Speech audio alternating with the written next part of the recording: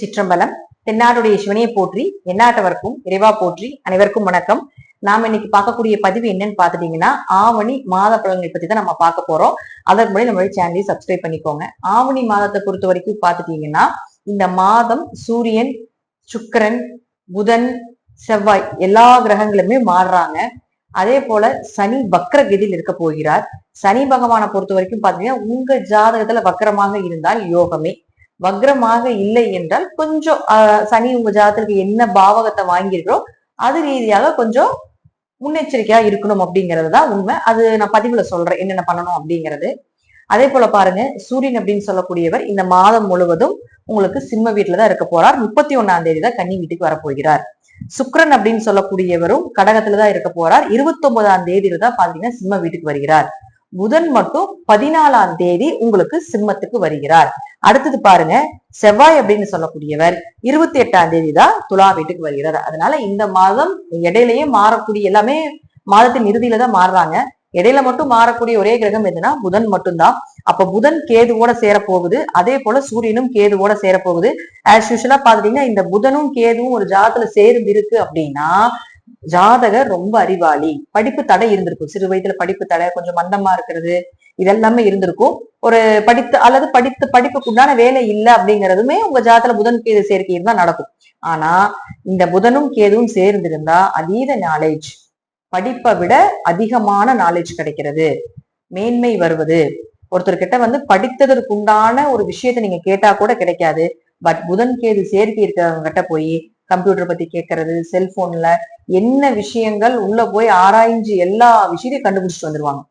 அந்த திறமை, படிக்காத மேதை எப்படி நம்ம சொல்லுவோம் இல்லைங்களா, அதெல்லாமே இந்த புதன் கேதுக்கு தான் சேர்க்கை உண்டு. சாமி ஆடுறது, குறி சொல்றது, இன்ட்யூஷன் பவர், ஒருத்தரை பார்த்தோன்னு இவங்க இப்படிதான் இருப்பாங்க அப்படிங்கிறது கணிக்கிறது, இதெல்லாம் புதன் கேது சேர்க்கை. அதே போல சூரியனும் கேதுவோட சேர்றாரு இந்த மாசம். அப்ப சூரியன் கேது சேர்க்கை அப்படிங்கிறது முழுக்க முழுக்க பித்ருதோஷம், தந்தை வழி பித்ருதோஷங்கள், பூர்வீக சொத்து பிரச்சனைகள், குலதெய்வம் தெரியாம இருக்கிறது, இதெல்லாம் ஏற்படுத்தி கொடுப்பார். அப்ப இந்த சூரியன் கேது சேர்க்கை அப்படிங்கிறது ஜாதகத்தில் இருந்தா கொஞ்சம் இந்த காலகட்டங்கள் அப்பாவுடைய உடல் ஆரோக்கியத்துல பாத்துக்கோங்க.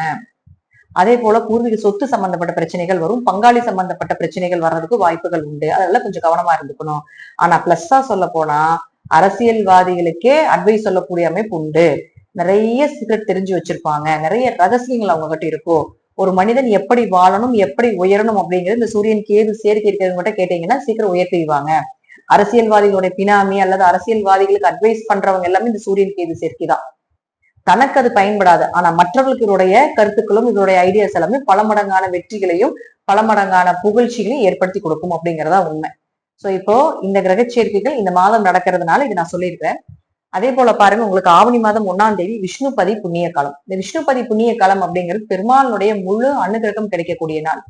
அன்றைய நாள்ல பெருமாள் கோயில்ல 27 முறை சுற்றி வலம் வந்து வழிபாடு செய்பவருக்கு எப்பேற்பட்ட பொருளாதார பிரச்சனைகள் இருந்தாலும் விலகும், பணவரவு ஏற்படும் அப்படிங்கிற அமைப்பு உண்டு. அடுத்தது இந்த மாசம் மட்டும் 1ஆம் தேதி சனி பகவானுடைய ஜெயந்தி, 9ஆம் தேதி செவ்வாயினுடைய ஜெயந்தி, 19ஆம் தேதி குரு பகவானுடைய ஜெயந்தி. அப்போ 1ஆம் தேதி சனி பகவானுடைய ஜெயந்தி அப்படிங்கிறது பாத்துட்டீங்கன்னா உங்களுடைய பிறந்த நாள் மாதிரி கணக்கு.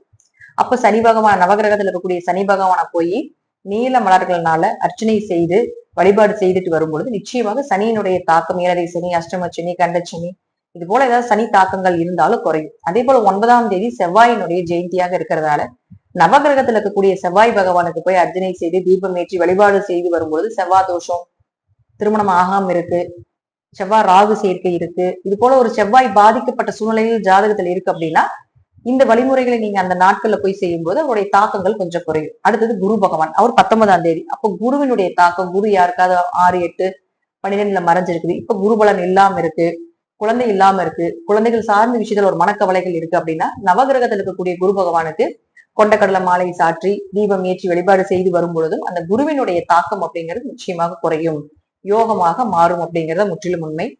அப்ப இந்த மாதங்கள் எல்லாமே பாத்தீங்கன்னா ஒரு சிறப்பான மாதமாக ஆவணி மாதம் இருக்கு. இதையும் பயன்படுத்திக் கொள்ளுங்கள். இப்போ ஒவ்வொரு ராசிக்கும் என்ன பண்ணும் அப்படிங்கறத நம்ம முழுமையா பார்க்கலாம். கன்னி ராசிக்குண்டான ஆவணி மாத பலன்களை பத்தி பார்க்கலாம். கன்னி ராசி உங்களை ஆளக்கூடியது புதன் 1 மற்றும் 10ஆம் அதிபதியாகி 11ஆம் இடம் சொல்லக்கூடிய லாபஸ்தானத்துல 14ஆம் தேதி வரைக்கும் நிற்கிறார். அப்போ ராசி அதிபதி 11ஆம் வீட்டில் இருக்கும் பொழுது லாபங்கள் பெருகக்கூடிய அமைப்பு 14ஆம் தேதி வரைக்கும் இருக்குது. தொழில் வளர்ச்சி, தொழில் மூலமாக ஒரு இன்வெஸ்ட்மெண்ட் போட்டிருந்தீங்கனாலும் அது நல்ல லாபங்கள் கிடைக்கிறது. பெயர் புகழ் மதிப்போட வாழ்றது, உங்களுக்கு உண்டான ஆசைகள் எல்லாமே நிறைவேறுவது அப்படிங்கிறது 14 தேதி வரைக்கும் உண்டு. 14ஆம் தேதிக்கு மேல நீங்க பாத்துட்டீங்கன்னா இந்த புதன் கேதுவோட சேர்ந்து 12ஆம் வீட்டுக்கு வராரு. அப்ப ராசி அதிபதி 12க்கு போகும்போது கொஞ்சம் விரயங்கள் உண்டு. உங்களுடைய பிளானிங் எல்லாமே 14ஆம் தேதிக்கு முன்னாடி வைத்துக் கொள்வது நல்லது. ஏன்னா 14ஆம் தேதிக்கு மேல நீங்க பாத்தீங்கன்னா இந்த கேதுவோட சேரும்போது என்ன ஆகுதுன்னா தடை, தாமதங்கள், பயணங்கள், அலைச்சல் இதெல்லாம் ஏற்படுத்தி கொடுக்கும். ஏன்னா 12ஆம் அதிபதியான சூரியனும் அதே வீட்டிலேயே இருக்காரு. விரயத்தை கொடுக்கக்கூடியதே சூரியன் தான். அந்த சூரியன் 12ஆம் அதிபதியாய் அடுத்தது புதனோட, அதாவது ராசி அதிபதியோட சேர்ந்து நிற்கும் பொழுது கொஞ்சம் தொழில் ரீதியான அலைச்சல், தொழில் ரீதியான விரயங்கள், ஒரு இன்வெஸ்ட்மெண்ட் போட்டா இன்னொரு இன்வெஸ்ட்மெண்ட்ல லாஸ் ஆகுறது, அல்லது போட்டாலும் அதுல ஒரு பெரிய அளவுக்கு வளர்ச்சி இல்லாம இருக்கிறது, தொழில் ரீதியாக இம்போர்ட் எக்ஸ்போர்ட் பிசினஸ் பயணங்கள் ரொம்ப அதிகமாகிறது, இதெல்லாம் ஏற்படுத்தி கொடுப்பார். அப்ப வெளியூர் வெளிநாடு போற மாதிரி இருந்தா இந்த கிரக சேர்க்கை ஓகே.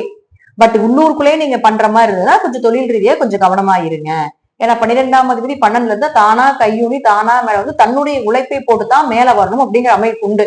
அப்ப இந்த மாதம் உங்களுக்கு அதிகமான உழைப்பு உண்டு, அதிகமான வேலை பழுக்கள் உண்டு அப்படிங்கிறது தான் இந்த மாதம் இந்த சூரியனும் புதனும் கேது சேர்ந்திருக்கக்கூடிய பலன். அடுத்தது பாருங்க சுக்கிரனை பொறுத்த வரைக்கும் 2 9 கூடையவராகி உங்களுக்கு கடக வீட்டுல இருக்கார். 29ஆம் தேதி வரைக்கும் அங்கதான் இருக்க போறார். அவர் உங்களுக்கு அவரும் பாத்துட்டீங்கன்னா உங்களுக்கு 11ஆம் தேதி வரைக்கும். அடுத்து 2 மற்றும் 9ஆம் அதிபதியான சுக்கிரன் அவர் இருக்கக்கூடிய வீடு அப்படின்னு பாத்துட்டீங்கன்னா 11ஆம் வீட்டுல இருக்கார் 29ஆம் தேதி வரைக்கும். அப்போ 2ஆம் இடங்கிறது தனஸ்தானம், 2ஆம் இடங்கிறது குடும்பஸ்தானம். அப்போ குடும்பத்துக்கு தேவையான பொருட்கள், குடும்ப தேவைகளை பூர்த்தி பண்றது, பணவரவு இருந்துகிட்டே இருக்கிறது, தந்தையினுடைய சொத்துக்கள் கிடைப்பது, தந்தை மூலமாக உதவிகள் கிடைப்பது, அல்லது தந்தைக்கு மூலமாக ஏதாவது நீங்க அவர்களுக்கு செய்யறது, இதெல்லாம் நிச்சயமாக ஒரு நல்ல பலன்கள், ஒரு மகிழ்ச்சியான நாட்கள் அப்படின்னு சுக்கிரன் மூலமாக உங்களுக்கு உண்டு. புதன் மட்டும் கொஞ்சம் மாறுறதுனால எந்த விஷயமா இருந்தாலும் கொஞ்சம் 14ஆம் தேதி முன்னாடி வைத்துக் கொண்டால் இன்னும் சிறப்பாக இருக்கும் அப்படிங்கிறது ஒரு அமைப்பு உண்டு. வெளிநாடு போறது, பூர்வீக சொத்து ஏதாவது பேச்சுவார்த்தை நடத்தணும் அப்படின்னாலும் அதுவும் உங்களுக்கு சிறப்பாக இருக்கக்கூடிய மாதமாக இந்த மாதம் இருக்கும்.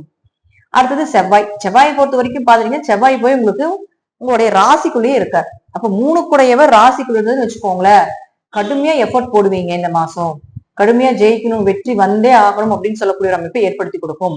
கலைகள் இன்ட்ரெஸ்டா இருக்கிறது, ஜிம்மு, ஸ்போர்ட்ஸ், பாட்டு, நடனம், இது போல விஷயங்கள்ல இன்ட்ரெஸ்டா இருக்கிறது, அதுல ஏதாவது ஒரு பெயர் புகழ் வாங்குவது, அதுல ஒரு மதிப்பு மரியாதை, அல்லது உங்க குழந்தைகள் ஏதாவது அதுல ஜெயிக்க வைக்கிறது, இந்த மாதிரி அமைப்பையும் ஏற்படுத்தி கொடுப்பாரு. அப்ப 8 கூடையவரை உங்களுடைய ராசிக்குள்ள வரும்போது நிறைய ரகசியங்களை காப்பாற்றக்கூடிய ஒரு அமைப்பு வரும், கொஞ்சம் அலைச்சல் இருக்கிற மாதிரி வரும், திடீர் அதிர்ஷ்டங்கள், திடீர் பணவரவுகளை ஏற்படுறதுக்கு உண்டான வாய்ப்புகள் இதெல்லாமே ஏற்படுத்தி கொடுப்பார். அடுத்தது குருவை பொறுத்த வரைக்கும் 10ல இருக்கும்போது ஒரு பதவி பறிபோகும் இருக்கு, அல்லது இந்த பதவியிலிருந்து இன்னொரு பதவிக்கு போறதுக்கு உண்டான வாய்ப்புகளையும் ஏற்படுத்தி கொடுப்பார். சனியை பொறுத்த வரைக்கும் ஜாதகத்துக்கு 7ஆம் வீட்டுல உட்கார்ந்துருக்காரு, வக்கரத்துல உட்கார்ந்துருக்காரு, அதுவும் 5 6 கூடையவராகி. அப்போ சனி உங்க ஜாதகத்துல வக்கரமாக இருக்காரான்னு பாருங்க. சனி ஜாதகத்தில் வக்கரமாக இருந்தால் கண்டிப்பாக ஏதாவது ஒரு வழியில் உங்களுக்கு நிச்சயமாக குழந்தைகள் சார்ந்த விஷயங்கள் சக்சஸ் ஆகிறது, வீடு மனை சொத்துக்கள் சார்ந்த விஷயங்கள் கைக்கூடி வர்றது, கடன் அடைக்கிறது, நோய்க்குண்டான விஷயங்கள் அடைக்கிறது, அது நல்ல மருத்துவர்கள் தேர்ந்தெடுக்கிறது, 6ஆம் இடங்கிறது நல்ல வேலை வாய்ப்புகள் கிடைக்கிறது, திருமணம் சார்ந்த விஷயங்கள் கைக்கூடி வர்றது, எதிர்பார்த்த வரன் கிடைப்பது, ரொம்ப நாள் திருமணமே ஆகாம இருந்தாலும் திருமணத்துக்கு உண்டான வாய்ப்புகளை தேடி வர்றது, இதெல்லாம் சனி ஏற்படுத்தி கொடுத்துருவார். ஒருவேளை உங்க ஜாதத்துல சனி வக்கரமாக இல்லை என்றால் கொஞ்சம் கவனமா இருங்க. தொழில் சார்ந்த விஷயத்துல, அதே போல பாத்தீங்கன்னா திருமணம் சார்ந்த விஷயத்துல இதெல்லாம் கொஞ்சம் கவனமா இருங்க. கடன் ஏதாவது கொடுத்துட்டு மறுபடியும் திரும்பி வாங்க முடியாத ஒரு சூழ்நிலைகள் வந்துடும், அல்லது கடன் வாங்கினா அதை திருப்பி அடைக்க முடியல, அதனால சின்ன சின்ன அவமானங்கள் வர்றதுக்கு உண்டான வாய்ப்புகள், இதெல்லாமே கொஞ்சம் மனசுல பயம் ஏற்படுறது, தூக்கம் கொஞ்சம் குறையிறது, இதெல்லாம் ஏற்படுத்தி கொடுத்து விடுவார். அதனால சனி வக்கரமாக இல்லை என்றால் குழந்தைகள் ரீதியாகவும், அதே போல மனைவி கணவன் ரீதியாகவும், வீடு மனை சொத்து சார்ந்த விஷயத்துல கொஞ்சம் கவனமாகவும் இருக்கவும் அப்படிங்கறதுதான் இந்த சனி நவம்பர் மாசம் இருக்கிற வரைக்கும் பலன். சோ முழுக்க சூரியனும் 12ல இருக்கிறதுனால தீர்த்த யாத்திரை போயிட்டு வர்றது, கொஞ்சம் திதி கொடுத்துட்டு வர்றது, இதெல்லாம் ஓரளவுக்கு சிறப்புகளை கொடுக்கும். அசுப விரயத்தை குறைப்பதற்குண்டான வாய்ப்பையும் நிச்சயமாக ஏற்படுத்தி கொடுப்பார். அப்போ கன்னியை பொறுத்த வரைக்கும் பாத்தீங்கன்னா இந்த மாதம் முழுக்க நல்ல விஷயங்களாக இருந்தால் 14ஆம் தேதிக்கு முன்னாடி வைத்துக் கொள்வது என்பது ஒரு சிறப்பான அமைப்பாக இருக்கும் அப்படிங்கிறத நம்ம எடுத்துக்கலாம்.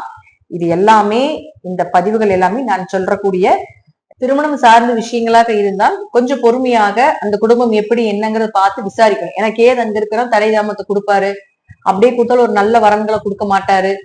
சோ அதனால பலமுறைக்கு யோசிச்சு செய்யறது நல்லது.